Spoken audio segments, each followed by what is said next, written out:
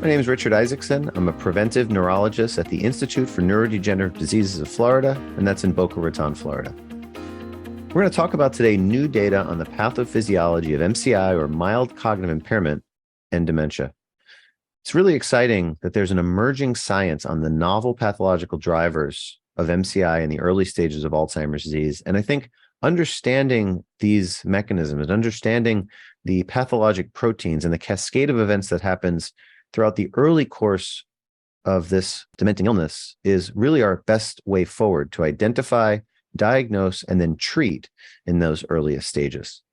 So when it comes to Alzheimer's disease, there are truly many therapeutic targets, and we try to direct these new therapies, whether it's drug therapies or lifestyle interventions, we try to direct these at the underlying Alzheimer's pathophysiology, and we're studying this in an ongoing way.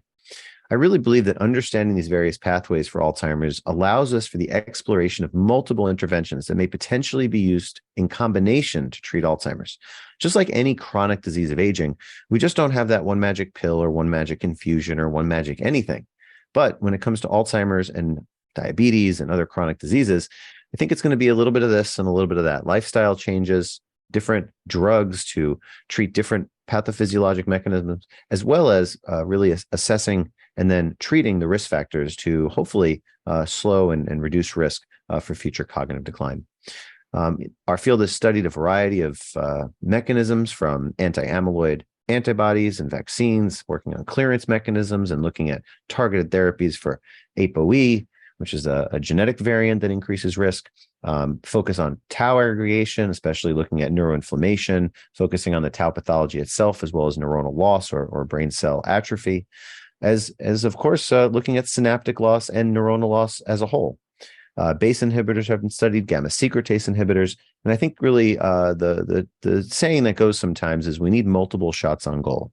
We need to fight neuroinflammation, we need to fight amyloid, we need to fight tau, and we need to fight the underlying biology of the disease, glucose hypometabolism. There's just so many different pathways, and I think that's really where our field will go when we have these multiple tools in our toolbox to fight Alzheimer's pathology. In terms of an example of the therapeutic targets, beta amyloid-related disease-modifying strategies is really where we've come a very, very, very long way. And this cascade tries to explain a little bit about the various really levels in the cascade that we can intervene.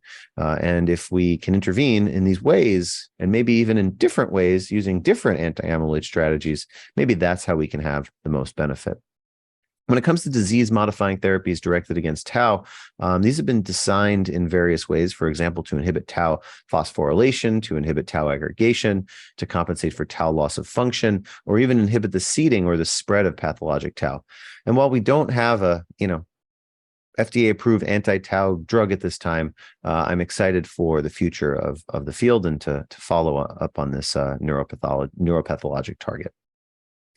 Now, I think some things that people don't exactly consider in Alzheimer's pathology is that both peripheral and central cholesterol metabolism is altered in Alzheimer's disease. As I mentioned earlier, people with the ApoE4 variant of the ApoE gene increases risk, especially if a person has 2 copies of that ApoE4 variant. And those people also have higher levels of oxidative stress and lipid peroxidation.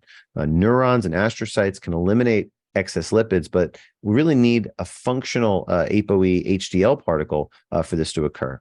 So we think that some of the effect of ApoE4 on Alzheimer's risk is likely mediated through elevated serum cholesterol. And what we do in our program, and I think what physicians do all over, is when we manage vascular risk factors like managing cholesterol, this is really hopefully an exciting way forward to try to prevent some of the morbidity that we have and try to minimize cognitive decline. Now, there are a lot of systemic treatments and targeted treatments that are not just pharmaceutical based. We have sleep, diet, and nutrition, stress management, and exercise, as well as targeted therapies like hormone replacement, supplements, and drugs. Each of these interventions attacks different areas in the Alzheimer's pathophysiologic progress, from oxidative stress, insulin resistance, to calcium toxicity and amyloid burden and tau. And this is really where our field needs to go: multimodal therapies. The management of mild cognitive impairment due to Alzheimer's disease includes pharmacologic therapies, including several now FDA-approved drugs, but we can also do other things like physical exercise, cognition-based interventions, cognitive training, and of course, multi-domain interventions. And in our group, we've really taken an individualized clinical management approach and shown that people with mild cognitive impairment can have better outcomes in our comparative effectiveness study. So with that, thank you for your time. Hope you learned something today.